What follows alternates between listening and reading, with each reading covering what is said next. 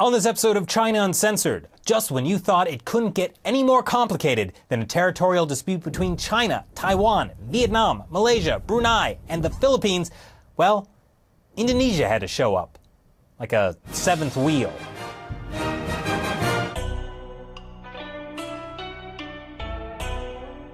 Hi, welcome to China Uncensored. I'm your maritime mariner, Chris Chappell.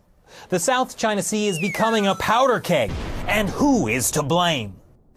It is exactly one country, and let me not avoid mentioning the name. That is, the Philippines. Well, I don't think that's really... We are on high alert for Japan's moves in the South China Sea. Okay, no, it's not Japan this time either. I suggest to the media that in your reports you not selectively pump up or ignore things. Okay, fine. Everyone's stirring up trouble in the South China Sea. In fact, there really is only one country not stirring up trouble: Indonesia. And lastly, I reiterate that Indonesia is not a claimant state in the South China Sea issue. Finally, a country actually not involved in the South China Sea dispute. It's almost too good to be true. On March 19th, the Chinese fishing boat was attacked by an Indonesian armed boat. Oh, it was too good to be true. You see, on Saturday, Indonesian authorities attacked a Chinese fishing vessel in traditional Chinese fishing grounds.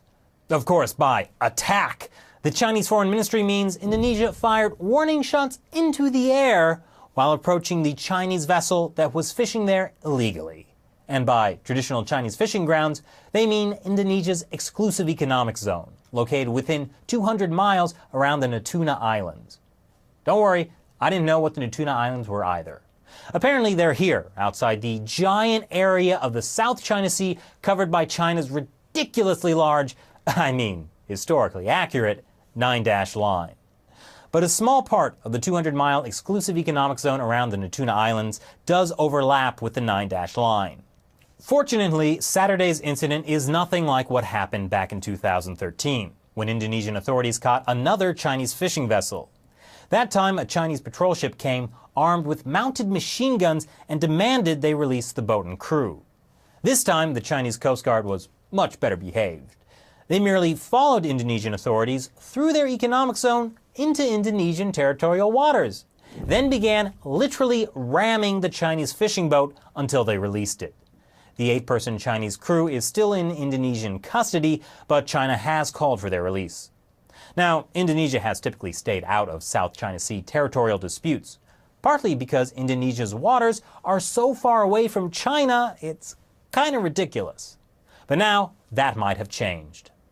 With the events that unfolded yesterday, we feel that we were interrupted and sabotaged in our efforts and our years of work to promote peace in the South China Sea. Untuk promoting peace di wilayah.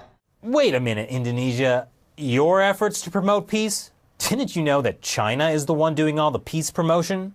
And we don't hope to see any more close-up military reconnaissance or the dispatch of missile destroyers or strategic bombers to the South China Sea. This is something we have a responsibility for under our non-militarization commitment. See? Non-militarization commitment. Except last month when this was reported. The Chinese military has deployed an advanced surface-to-air missile system on one of its contested islands in the South China Sea.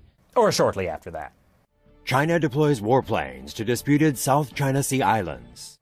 But compared to previous times Indonesia has dealt with illegal Chinese fishing vessels, their response this time has been much stronger. Indonesia will summon China's ambassador over an incident involving a Chinese fishing vessel in the Natuna Sea. Summoning the ambassador? That's a pretty bold move for a country that relies on China as its largest trading partner. But here's the thing. China doesn't even dispute Indonesia's territorial claims. The sovereignty of the Natuna Islands belongs to Indonesia. China has no objections to this. Yet China insists that their fishermen were still in traditional Chinese fishing grounds?